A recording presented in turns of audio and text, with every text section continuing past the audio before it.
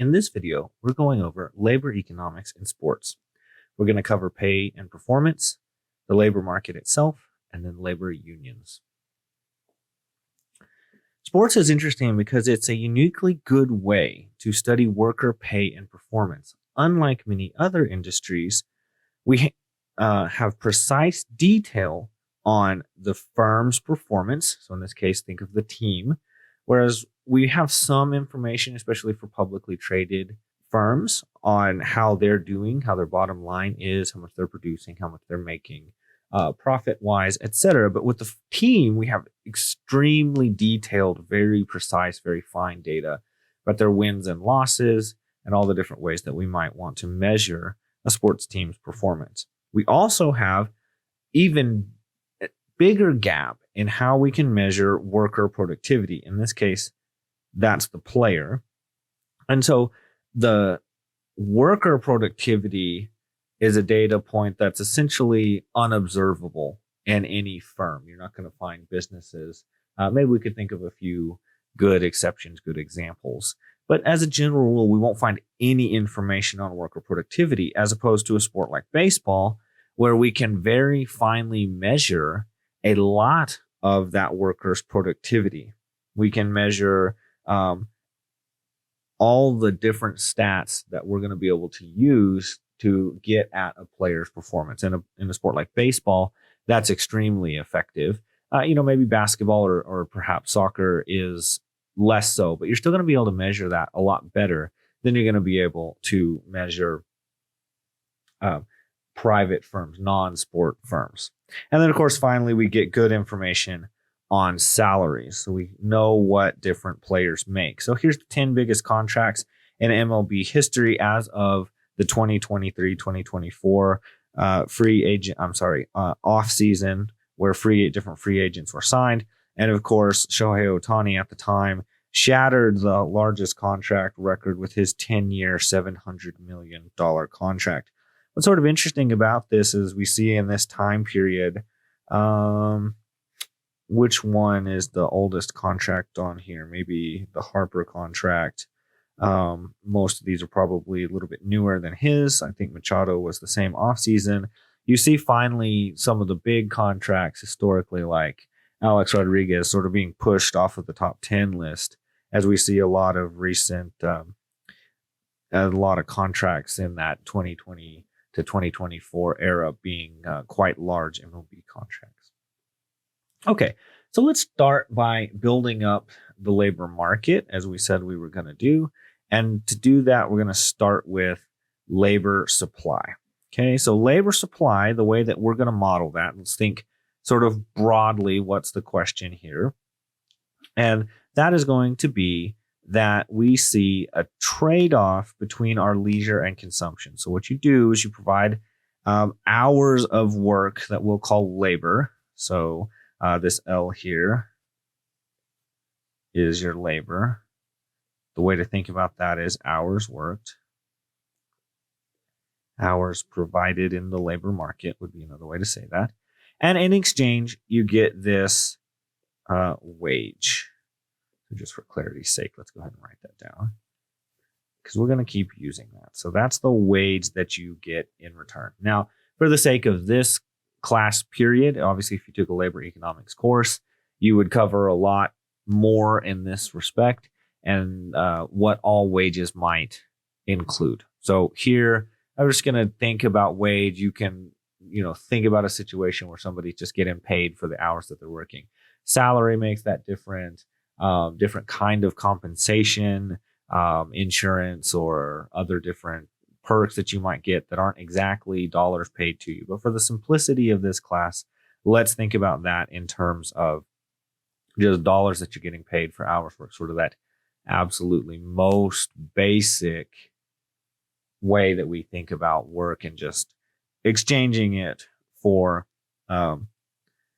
exchanging your hours work for wages. So what happens is a worker decides there's this trade-off that I'm willing to make, because when I'm working, I'm giving up leisure, but what I'm getting when I work is wages, which leads to consumption. I don't care about, that's maybe not true.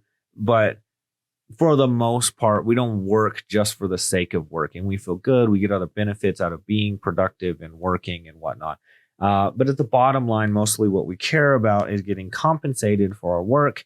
And we don't care about those wages very much in and of themselves. Mostly we care about what it is we can buy for that. So we know if we don't work at all, yes, we have a bunch of leisure time, but we don't have any consumption.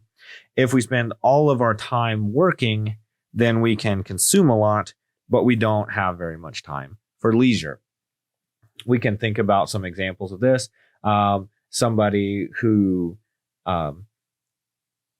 doesn't care particularly much about consumption will try to work very, very little so that they have lots of leisure time. I had a friend, an acquaintance maybe, that worked for a while in a very dangerous, he was an engineer. He worked in a very dangerous environment, worked overseas in an area that had a lot of strife. Literally, that country was in civil war.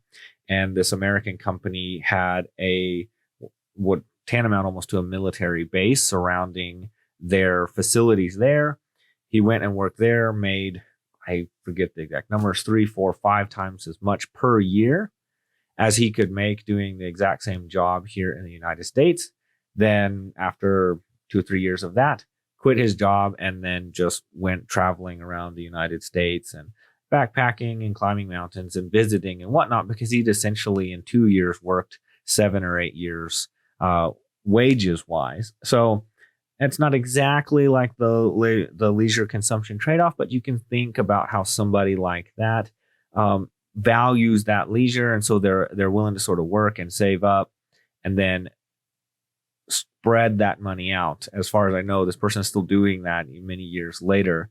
So they're not going back to work. They're just sort of living off of their savings. On the other hand, we see a lot of times in like areas of the country that produce a lot of oil. We see individuals that work many, many hours, work very long hours working out in the oil fields. They make a lot of money doing that, and they don't have terribly much time off. And so some of these people, you might talk to them, they might even tell you this, to say, yeah, I've got all this money, but I don't have any time to spend it, right? That's sort of getting on toward this more consumption, less leisure time trade-off.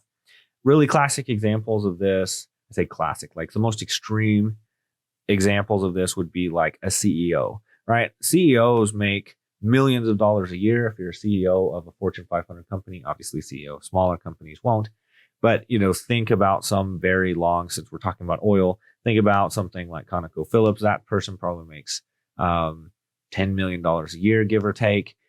But that person works 100 hours a week or better, doesn't have any free time. Often these people are notorious for missing their daughter's wedding, things like that, important things that your average person would take time off of work to miss, because the work is so important to them that they do that. So that's kind of the other extreme. So what happens here? Well, we say there's some particular wage, and that wage will induce a related amount of labor. If the wage goes up, as a general rule, you're willing to work more. Okay. So here in a second, I'm going to develop why all that is, and we'll kind of get to some neat things about labor supply. But this is just your straightforward supply. You've seen supply curve in this class, and we can see that as wages increase, quantity supplied increases. In this case, the quantity supplied is the hours of labor. So how do we get that? Well, we build this off of the labor-leisure trade-off model. Kind of a wonky way to say that that leisure consumption, we want to model that as a function of labor.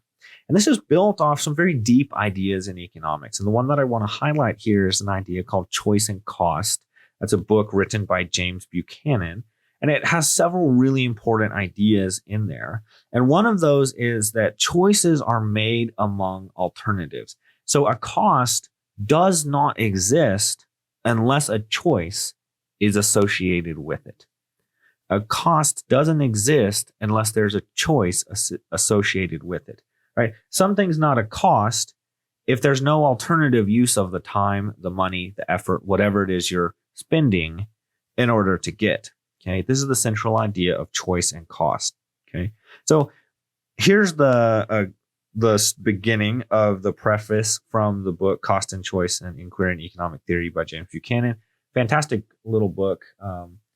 I recommend reading it. It is a little dense, but of course, if you're as sophisticated enough to be taking this class and this kind of thing kind of piques your interest, you could definitely read it, and I think at least manage. James Buchanan is a very famous economist who actually won the Nobel Prize in economics and is famous for welfare economics, cost theory, and then probably most famous for what's called public choice or public policy economics, which is the basic idea that people that act in the public sphere, politicians, bureaucrats, etc., they also act in their own best interest, and that allows you to develop a very rich theory of how governments behave.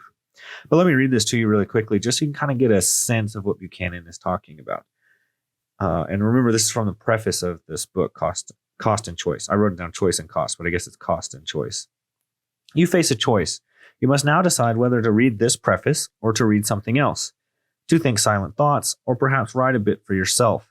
The value that you place on the most attractive of these several alternatives is the cost that you must pay if you choose to read this preface now. This value is and must remain wholly speculative. It represents what you now think the other opportunity might offer. Once you have chosen to read the preface, any chance of realizing the alternative and hence measuring its value has vanished forever. Only at the moment or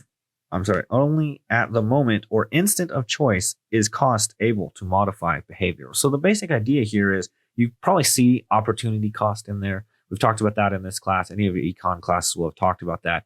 When you make a choice, you forego something else. That's that alternatives idea.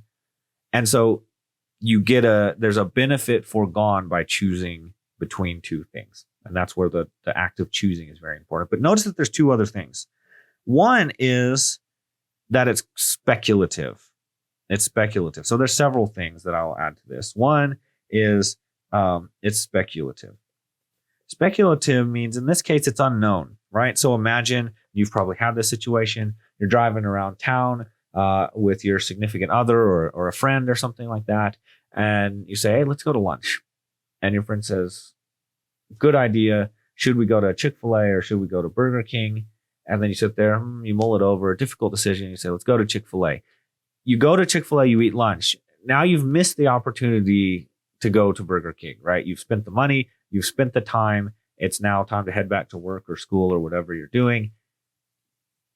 You don't know, in some sense, how much you might have enjoyed Burger King. And there's lots of reasons for that. But that makes that choice and the value associated with it speculative. The other thing that goes along here is this value is subjective, right? So perhaps you and your friend are choosing between Chick-fil-A and Burger King. You choose Chick-fil-A, and then maybe I don't like fried chicken very much. I actually love fried chicken. But let's say for the sake of the example, I don't love fried chicken, right?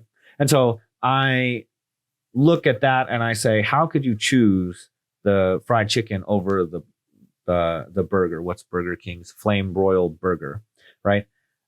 And so to me, right, the choice that you've made is wrong, but it's your choice. And that's because value is always subjective. It's related to how you value that particular thing. And you might value those things very, very differently than I. So this cost, this choice, and the values are speculative and subjective. And because of that, we're only ever measuring the expectations of the value that we would get because we have no alternative way of knowing what value we would have got out of it. Okay, so what is this model? Well, this model is built off of like the straightforward utility maximization model. I'm going to go over this briefly. If you've had principles of micro, you've probably seen this a little bit. If you've had intermediate microeconomics, and you've delved in this very, very deeply. And there's a lot you can do with this model, but for the sake of this class, I'm just going to kind of do the basics. And the first basic here is utility. What is utility, right? Utility is the benefit that you get out of something. And normally I would say out of consuming something, but in this case, it might be a little confusing to think about it as consuming leisure. So the utility is the benefit, in this case, out of either consuming or having leisure. So I'm doing some important things here. So the further you go up on this axis, the more consumption you have. The further you go on this axis, the more leisure you have. I'm saying the further you get away from the axis, the more you go this direction, the happier you are, the more benefit you're getting in total. Why is that? Is because if I go this way, I'm getting more consumption and more leisure. If I go straight up, I'm getting more consumption and I'm getting the same amount of leisure. If I go straight out this way, I'm getting more leisure at the exact same amount of consumption. So sort of any move this way generally makes me happier. Obviously, if I'm moving this way, right, then I'm having less consumption at the same amount of leisure. If I'm moving this way, then I'm having less leisure at the same amount of consumption. Okay, so how might we see that? Well, let's start by just taking a couple of points here. If I'm here at point A, then I have L hours of leisure, and I have C1 units of consumption. Okay, so if it's saying like I'm working pretty hard and I'm getting a little bit for it, like in theory, right, I could have no leisure and very little consumption. I could be like here, that would be really bad, right?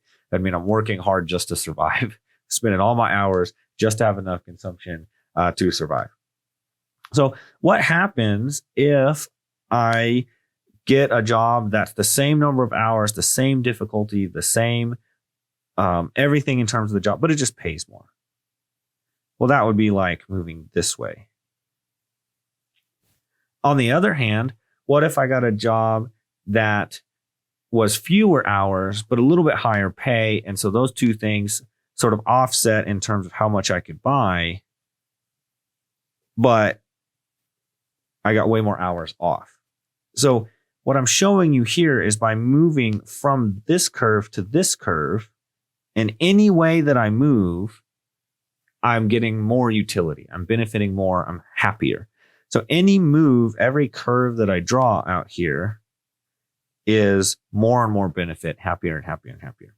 The other thing that I'm showing you is I've got this curved. Notice it's not a straight line.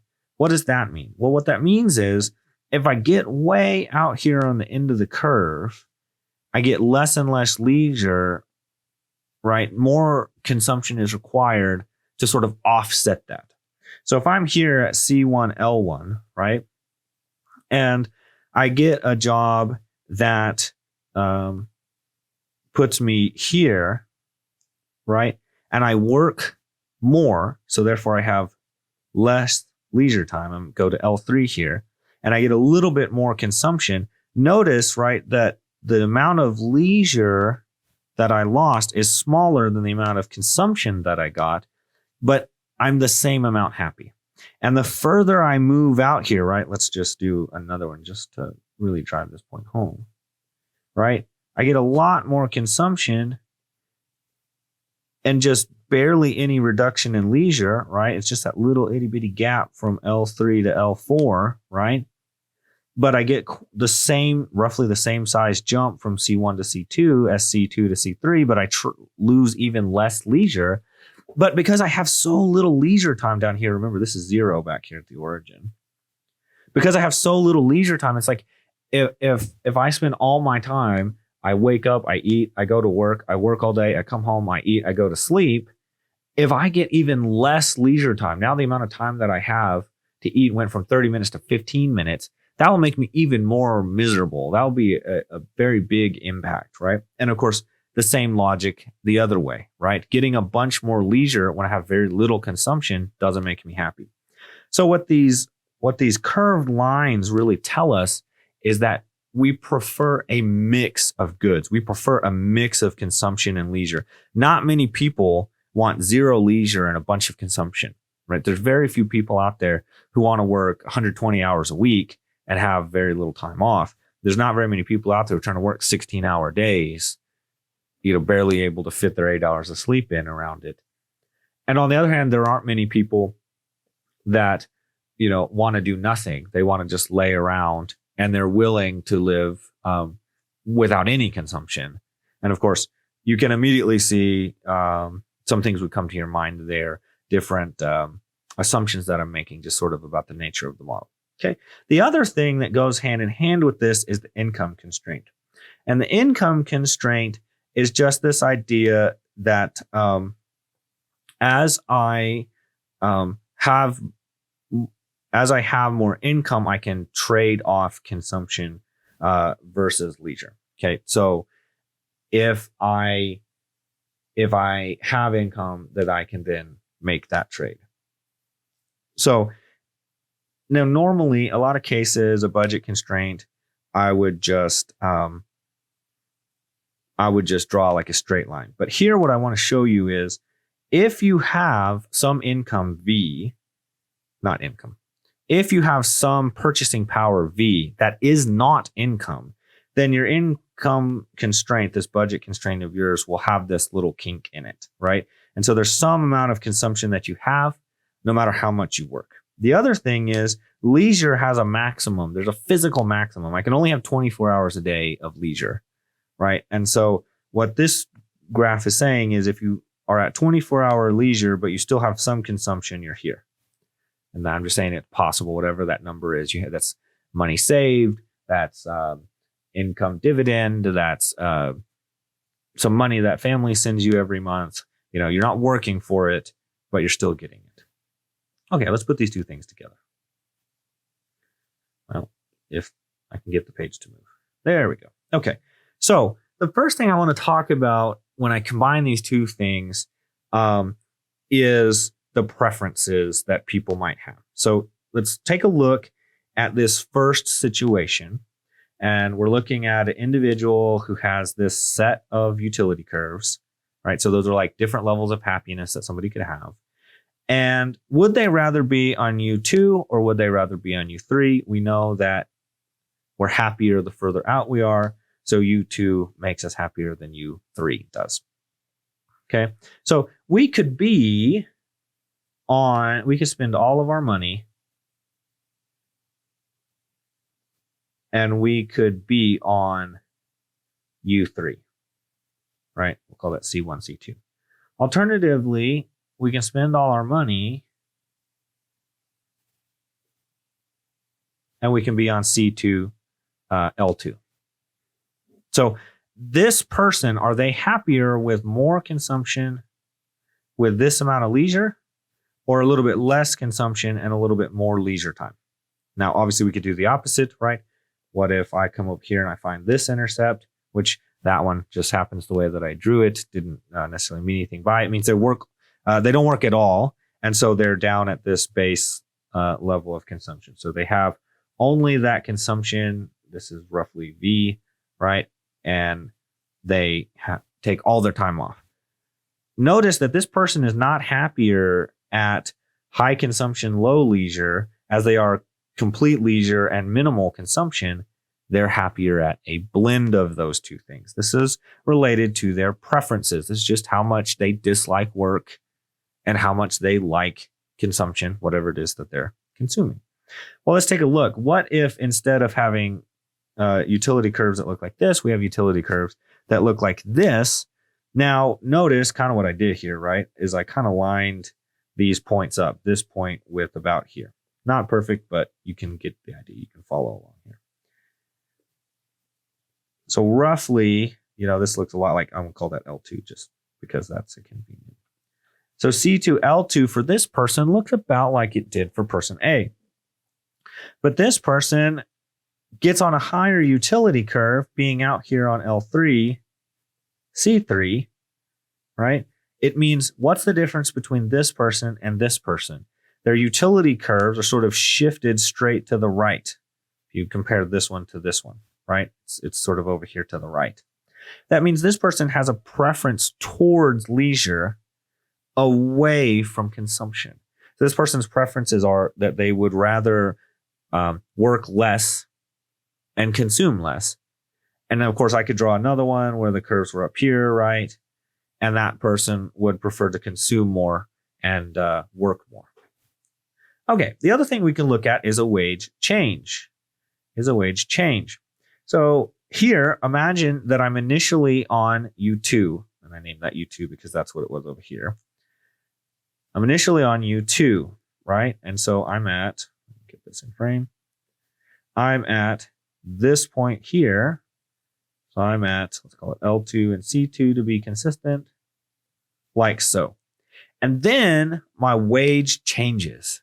Now notice, right, that it's not going to change on this end, because if I don't work at all, right, if leisure equals 24 hours, then what my wage is irrelevant. So these 2 points are exactly the same.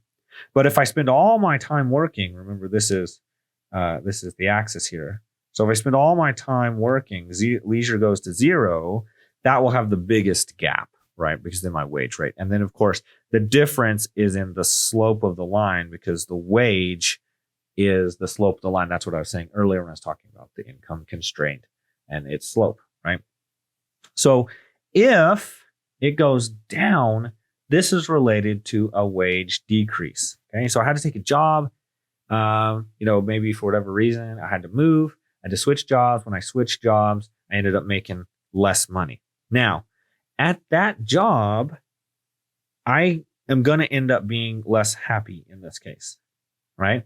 I'm going to end up being less happy because the best I can do is when this utility curve is tangent. It just barely touches, right? Because this one touches here and touches here. It touches twice. So the furthest out utility curve I can be is when there's only one point that touches on the utility curve to the income constraint. Okay. So when my wage goes down, in fact, let's just draw this. There's an inward rotation of my budget constraint, right? Because for every hour I work, I make less money. So for every hour I work, that's less consumption than I get in the second situation as I would have in the first situation, which means now my consumption is going to go down, but my leisure time goes up a little bit in this case. So I'm sort of making that trade-off. In your intermediate class, this is where you talk about substitution and income effects, about the nature of that decision. But I just want you to be able to visualize a wage change. Okay. And then, of course, it would work reverse if we were doing a wage increase. So what this gives us is a very unique thing. Remember I was saying about labor supply early on, that I was kind of drawing the labor supply just sort of like that. But, and we're going to keep that for the market equilibrium because it makes things nice and clean. But wage and labor interact in a very interesting way. We get an unusual looking supply curve. We get a labor supply curve that if, say, I'm making $10 an hour, I might work 6 hours a day.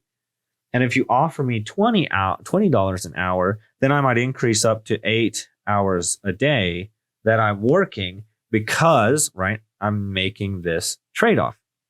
However, if you offer me $30 an hour, I might actually then decrease back down, causing this supply curve to be backward bending. It's an unusual property for supply curve. Generally, the more that somebody's willing to pay for something, the more that the suppliers are willing to make it available at that rate. But labor is interesting because there's a fixed amount of hours in the day that we can get to the level of consumption that we desire. And after some point, right, by moving from this point to this point, I'm getting more consumption, but I'm losing some leisure. If I make even more money, I might value going back to having more leisure, but still having higher or the same amount of consumption. You can imagine this yourself, right? So if you're working a job, you're working a 40-hour-a-week job, right? And then you really find the CEO's favor, and the CEO says double that person's income, and then you're going to spend less time working overtime, less time working on projects, etc., because now most of your consumption desires and needs are going to end up having been met. Now, this all depends on the margin, right? So if you double your income going from 10 to 20, then you just work more. But if you, in this case, just another $10 increase, so it's not even double, a 50% increase, you might then. So it's not to say always that when you increase wages, then labor supply will decrease, right? That would mean that the supply curve would just be shaped this way all the time. It means at some point, workers then get their consumption up to a level where they want it, and they start trading back off as they make more because they can trade back towards some leisure. Gives us the backward bending supply curve. Okay, So now that we have labor supply, we want labor demand. So remember what's going on with labor demand. Because sometimes we've been thinking about markets, we've been thinking about buying items. But now what's happening in the labor demand market is the people doing the demanding of the people buying the labor. So these are the firms here. These are the firms. This is the business trying to hire your labor. So the supply is coming from the workers, the demand is coming from the firm. Okay. And so what they're saying is, well, remember now this L means labor, means hours worked, right? It means as the wage comes down, the amount of labor that we want to hire as an employer goes up, right? So just straightforward supply and demand economics, everything you're familiar with. The reason for this is what we call the marginal revenue product. And that simply is the additional revenue created by an additional unit of labor. So hiring another person, or in most cases, we can think about that as another hour worked. Okay. Very straightforward. The price per unit times the additional output. So how much more value is that person creating? Let's quickly visualize that. The marginal revenue product of labor is the marginal revenue times the marginal product. So what's that mean? How much more do you produce and how much more revenue does that get the firm? Another way to think about that is the change in quantity over the change in labor as a function of the price. Okay. At the bottom line, what this means is the firm is going to link the marginal revenue product of labor to the wage. The more productive you are, the more you're going to get paid. The upshot of that is firms pay for productivity. Okay. So the way to understand marginal revenue product of labor is that it is demand is downward sloping because marginal revenue of product of labor decreases. So I hire the best person first, or when I hire you and I pay you to work 40 hours, those 40 hours are a certain level of productivity. If I try to get overtime out of you, you're more tired, right? So you're not as productive. So take a minute, see if you know who this is, see if you can remember who this is. This is Brian Scalabrine. He's sort of famous for being an end of the bench player, like the worst player in the NBA. You can go find a few videos out there of college players and high school players challenging him, thinking, oh, look at this guy. He doesn't even, I kind of like this picture because here he is with a very famous Paul Pierce. I don't know who the Bulls player is. I didn't crop the photo that way, by the way. Just sort of not looking like he belongs on an NBA court, sort of hilariously, alongside a very famous, legendary basketball player, right? So demand is downward sloping because there's a decrease in marginal revenue product. So the first person that the Celtics were hiring is Paul Pierce, right? And remember, they had Ray Allen and Kevin Garnett, right? So they've got these guys at this time that are very good players. And then the fourth, I don't remember Celtics roster well enough to tell you who the fourth best player was, but I hired the fourth and the fifth and the sixth and the seventh, all the way down to the 15th player. Well, this is the 15th player on the Celtics, right? This is the 15th player sitting on the very end of the bench, getting cleanup, mop up minutes. I would know off the top of my head, probably getting 10 or 20 minutes total in a whole season, right? Well, that's because this person is the low marginal revenue product. Because what happens if they hired a 16th person? That player would not be better than this guy, right? He's like the lowest possible hire in this situation. Still an NBA player, right? And if I hired a 16th and a 17th and an 18th, each of those would get subsequently worse, right? There's this decreasing return.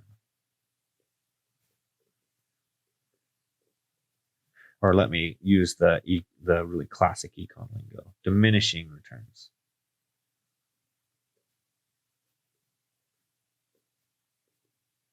And of course, you'll remember this word from earlier in the class, or this phrase, diminishing marginal returns. Okay, so we want to think then, how do we understand this marginal revenue product? It's kind of an awkward word, right?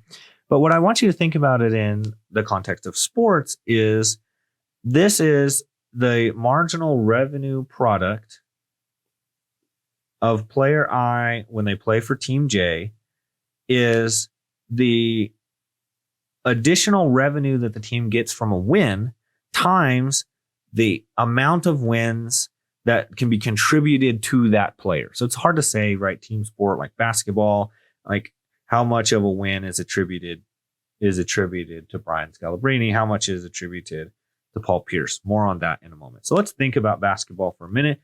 The delta in wins for basketball is related to the performance on the court. So go ahead and pause the video for a moment, and then we'll go through, think about the different things a basketball player can do that are positive towards the win and or negative towards the win.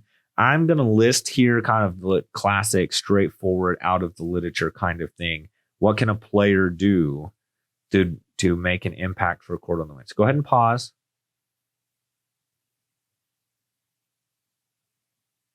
And then let's take a look at what we've got on this list. So this is what this list comes up with, right? So on the positive, you can score points, you can get rebounds, you can play good defense by getting steals and blocks.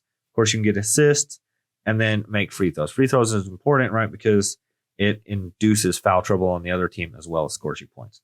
On the other hand, two obvious things, you can make turnovers and you can give up fouls, right? But why might attempts be on there? Well, the more shots you take, it's actually not better for the team, right? We would know that if I scored 20 points on 10 shots, I had a better night than if my teammate scored 20 points on 40 shots, right? And it only shot 25% from the floor, assuming we didn't make any threes or free throws, right? That actually then hurts the team having those go around. So this is kind of the classic formula, and there's a breakdown to it. But I just want you to think of this marginal revenue product is how much a player does these things and avoids these things, because that translates into wins. Okay, so let's put these two ideas together, supply and demand. What's our classic market going to look like? So this is the supply of labor. How many hours of labor are being provided? This is the demand for labor. This is how many hours of labor are being purchased by a firm. What happens if we start in a situation where we're at some hours worked in exchange for the going rate, right? And then demand increases. The game becomes more popular. And so there's this higher demand from the firm to hire. And we can think about it in this kind of situation, more hours worked, right? Well, that would lead to an increase in hours worked being accompanied by an increase in the wage that is being paid, right? So an increase in quantity demanded or an increase in the price is what we see. Now, notice that this is the market outcome. So quantity supplied equals quantity demanded here. Now, sports have an interesting thing, though, because they've got this thing called a roster limit. So normally, let's say this would be the equilibrium wage and the equilibrium hours worked. So basketball teams would want 16 players, but the league comes along and installs a roster limit. Now, what's interesting about a roster limit, and I think I can convince you of this very easily, is it's almost for sure that it has to be binding. Like it's very doubtful that they put the roster limit over here and teams only would want to carry 15 players and they put the roster limit at 16. I'm pretty sure of that, because if, let's say, you think of your favorite team, my favorite team is the Oklahoma City Thunder. If the Thunder had the ability to have a 16th player while the rest of the league only had 15, the Thunder would do that, right? Like if they could move to the right of this roster limit, they would. Now, there's some number they would carry, right? 16, 17, 18, 19, 20. They wouldn't have 100 players, right? And so there's some equilibrium number. Don't know what that is. Maybe it's 16, maybe it's 20. But they're limited. And because of that, we see that there's this new interaction between the demand and the roster limit here, which means if you want to have this many players, which they actually want to have more, it'll actually increase the wages, right? So we have fewer NBA players because we've introduced a roster limit, but those players get paid more, right? So what happens then in the presence of a roster limit if we have an increase in demand? The league gets more popular, right? And so they could play more games and therefore they would want more players or something, right? But this roster limit is still in place. Well, that would increase the wages again up to this second price here, where this demand interacts the roster limit as opposed to where that demand had previously limited it, because we're still going to end up with 15 players per team. And if the league got more popular and therefore the NBA would want to hire people. Now, what's interesting is what's the effect of this? Now, to us, the prices, the wages that are involved in this are so ridiculous it's hard to imagine. So think about a different market, right? Think about construction workers that are running a front loader, right? If all of a sudden more people wanted more industrial construction done, and so construction companies wanted to hire more people that could operate heavy machinery, then they would do that by being willing to pay more, and they would get more out of it. But in this case, let's say there's an arbitrary rule by the government that says there can only be, every construction company can only have 2 people operating heavy machinery at any given day at any given work site. That'd be like a roster limit. Well, what happened then? Why would the wage going up make sense? You'd say, oh, well, I'd only have 2 people. Well, we would attract other people that would be good at working heavy machinery and therefore would have a higher marginal revenue product, right? They would be better at it. Right now, maybe we don't have the best possible industrial equipment operators, right? Maybe Kevin Durant would be great at that, but he gets paid higher doing basketball. So the higher wages will then attract people away from other markets into supplying their labor in this market. This works straightforwardly for anything. Of course, it's hard, right? Because in our society, it makes the most sense to us that like the best things we could do would be actresses and singers and NBA players. Those are like our best possible outcomes, right? Those make the most and it's the most fame and whatnot. And so it's sort of hard to think about that. But imagine your own situation. You're working X job, right? You're working as an industrial heavy machinery operator. And then you realized, actually, I can make $10 more an hour if I go drive semi trucks. And then you realize, oh, actually, I can make another $20 an hour more if I own and operate my own lawn mowing service, on and on and on and on, right? And so the wages will then attract different people into different labor markets. Okay, so that kind of gives us like the nice baseline of the modeling. Let's talk a little bit about the theory, what we get from the literature here. So there are 2 points to the theory. The first is that players with scarce ability form job matches with teams under imperfect information. So it's hard for me to know who's the best player. It's hard for me to know how they're going to play and how they're going to turn out, right? There's all this imperfect information. And of course, this is true of any labor situation. The heavy operators, the truck drivers, the lawnmowers, everybody that I was talking about before, I don't know who's going to be the best. I might have some good guesses, right? I'm not guessing in the dark, but my information is imperfect. Okay. The upshot then is that the rents from this scarce ability are shared between players and teams. So teams organize these leagues. These leagues limit the number of teams and then limit the number of players. That allows them to get rents, right, which are profits, revenues that are obtained above and beyond the market outcome because of some non-market mechanism. Limited teams combined with limited mobility on players confer a power on teams called monopsony. So monopsony is when there is only one buyer. Because you're familiar with monopoly, which is one seller. So just sort of imagine that monopsony is the opposite situation. So how does this work? There's a very limited number of teams. You get drafted into a league. Your options are to play for that team or to not play at all. That gives them this very high power, very strong power called monopsony power. So monopsony is just when there's one buyer. There's not many good examples of this in other industries. One we might think of might be like Walmart. Where they get their products from, they're a buyer in those markets, and they have pretty good power. Obviously, not a monopsony if you're trying to sell, cups or something. There's lots of places you could sell at Amazon or Walmart or Target or hang your own shingle or any number of other stores that I'm not thinking about now. But Walmart might be big enough to have some power in some markets. So it's hard to think of like really cut and dried monopsony examples. Sports is one of the best examples of that theoretically. The other part of the theory is that players and teams bargain over pay outcomes, and they do this via a mathematical idea called a Nash model. So a Nash model is sort of like how we would come to a particular equilibrium.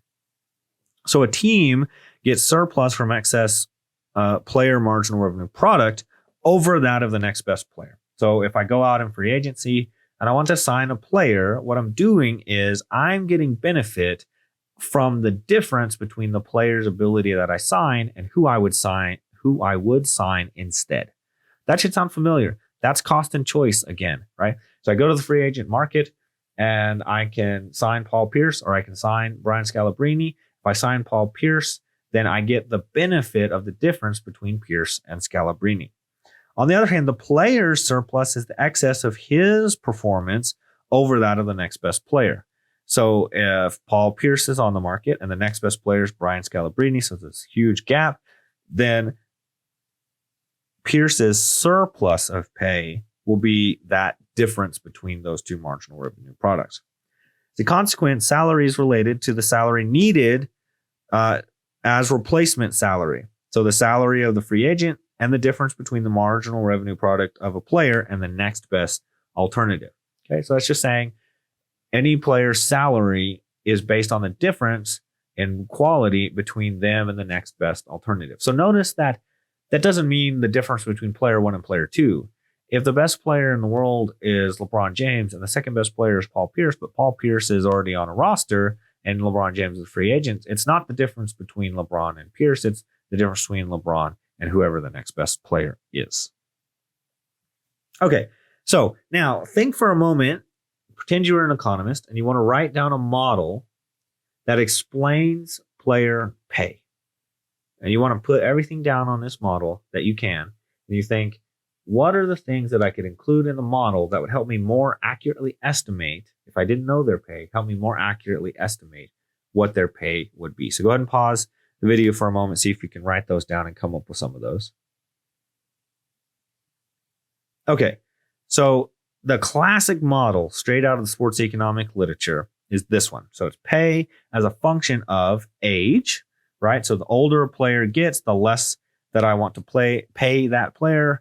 Yeah, that's what's interesting, right? Is notice that I've got age and age squared. Because if you're a young player, you're getting older, you're probably going to get better.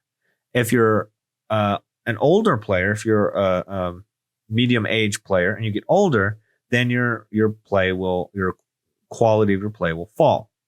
So how might that look over time, right? If we say, okay, here's quality of play and here's time. If I only include age, right, that means this has to be a straight line. So is that a better line or is that a better line? Well, obviously the answer is neither. What I want is a line that says initially quality goes up and then it comes down. Well, that's what including age squared allows me to do. It's called nonlinear modeling. So we're modeling age as nonlinear. It means for a while you go up, and after a while your quality comes down. And of course, maybe the most important thing is performance. How do you measure that? Well, different metrics for different sports. In MLB, the obvious winner is a metric called wins above replacement or WAR.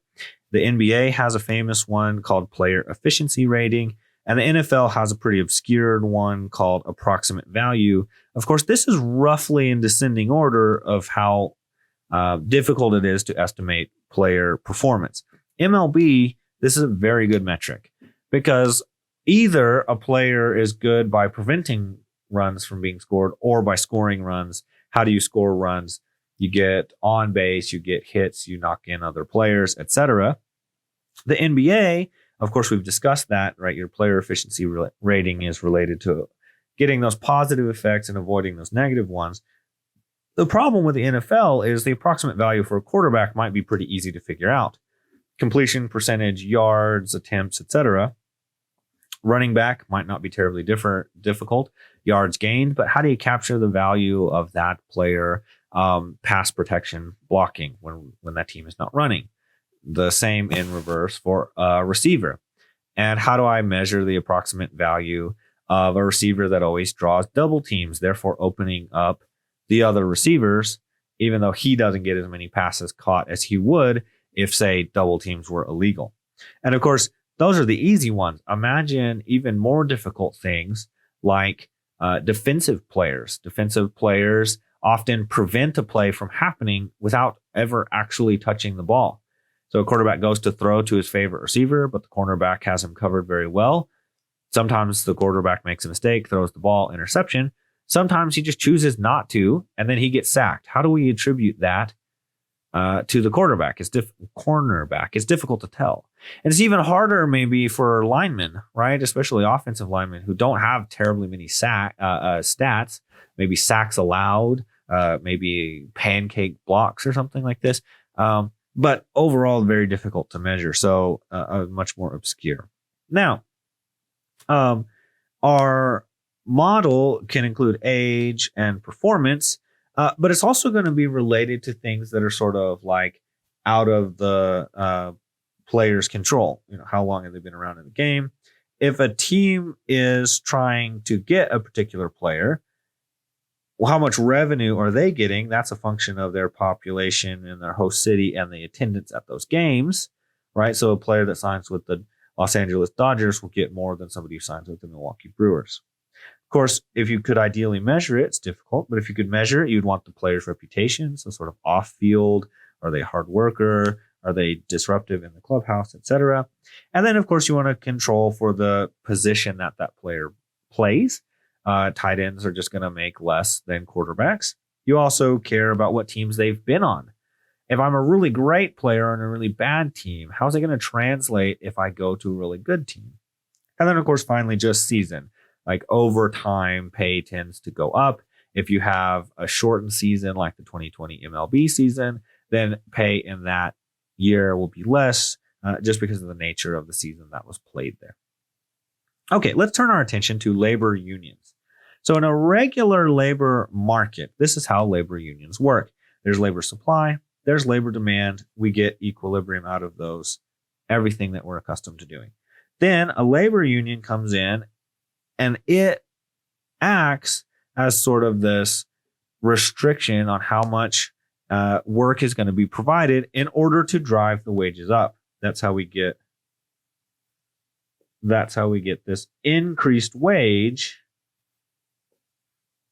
from a labor union. Straightforward. If you've had principles or labor economics, this would all make sense to you. The problem is in a sport, especially all the major sports, we already have something that restricts that, and that's our roster limit. So our roster limit acts the same way. There would have been this equilibrium, but we have this roster limit, and therefore wages are increased. So these look like identical, except instead of it being a labor union, it's a roster limit. And so we get similar effects. So the problem is usually labor union will raise wages at the expense of the number of jobs that are available. Union comes in, the people who have the jobs make a little bit more money, but it's harder to break in. There are fewer jobs, etc. In professional sports, roster limits mean employment is essentially fixed. So this isn't possible. Thus, the effect of the union is usually creating that increase in wages by trading a salary cap for a salary floor. And that leads us to an interesting story, that of the 2024 WNBA draft, where a very famous basketball player, Caitlin Clark, probably at the time the most famous basketball prospect ever for female basketball. But the problem is, Caitlin sort of famously got a relatively small contract, making $76,000. That's not millions, that's thousands. $76,000 for her rookie season with the Indiana WNBA team. Now, there's a reason for this. This is not because Caitlin had a bad manager, she was bad at negotiating. It's because that's what the WNBA rookie scale dictates that a rookie will get. And if you look here, you can see those are the exact numbers on Caitlin Clark's first contract. The reason for that is because the WNBA has a salary cap and a salary floor. So if you think all the way back to when we were talking about competitive balance in this class, we discussed the idea of salary caps and salary floors. And in fact, you'll recognize this is those exact numbers that I was using there. Back in the 2019-2020 season, we had a 109 million. I think that's up to 136 million at the time of 2024 when Caitlin Clark was drafted. Whereas the WNBA had a $1.3 million cap per team in any given season. And the trade-off there is you get a cap that goes with a floor. So the WNBA team at most can spend 1.3, but must spend at least 1.08. And so this is, that's actually a little bit wider gap, 1.3. Yeah, maybe a little bit wider gap than would be sort of normal. But nonetheless, we see kind of the same basic things being in place, right? So what has happened here is the labor union made a trade-off. They say, well, we are not necessarily going to be able to raise these wages any other way, but making a deal with the teams, and labor unions have to agree to these kind of things. Yes, the teams can have a salary cap, but as a consequence, we get a salary floor. Otherwise, what might happen? Well, what might happen in that situation is the top players would be paid even more, but your bench players, your Ryan Scalabrinis, would be paid even less. So there'd be a wider gap from the top to the bottom. And so there's a couple ways that, in theory, right, I could pay a WNBA player 1.25 million, and then I could use 250,000 to fill out the rest of my roster, right? And of course, one of the casualties of that trade is this rookie scale, because rookies are not represented by the union when they come in. It's advantageous for current players to hold the wages of rookies down when they first come in so that they get a higher share of this pie. So sort of players that make it to their second contract, make it to free agency, and have long extended careers, whether or not they are stars, tend to be the benefit at the expense of maybe sort of the upper end. So the question then becomes, might Caitlin Clark be underpaid? I have some evidence to suggest that she might. Here I've got the 2005 to 2019 NFL. I should label this here. NFL draft first overall picks. One pick each year, just who was drafted very first overall. Notice an interesting trend, right? So 2005, the Niners draft Alex Smith. He gets paid almost $50 million. That trends upwards until we get to $78 million. Notice that it's plus an $18 million signing bonus to Sam Bradford coming out of Oklahoma. Of course, Sam Bradford was a great player. I don't think the hype around him at the time was that he was going to be the greatest ever, but teams need quarterbacks. He ends up being drafted by the Rams, and they needed a quarterback at the time. And everybody knows it's a truism. You can't win without a quarterback in the NFL. The year after that, the rules changed, and there became a cap, because before this, there was no limit on what you would pay a first-year player. And so there became a rookie scale for the NFL that then dropped that number back down. Now, this number is going up. Why is that? Because the NFL salary cap is slowly moving up over time, which means eventually Bradford's record will probably be broken, but we're not even halfway there yet as of the 2019 draft. And so, it might take, what do we have here? 13 million increase every about 8 years. So it's going to take you maybe, what is that? Almost 20 years probably in order for that record to end up being broken.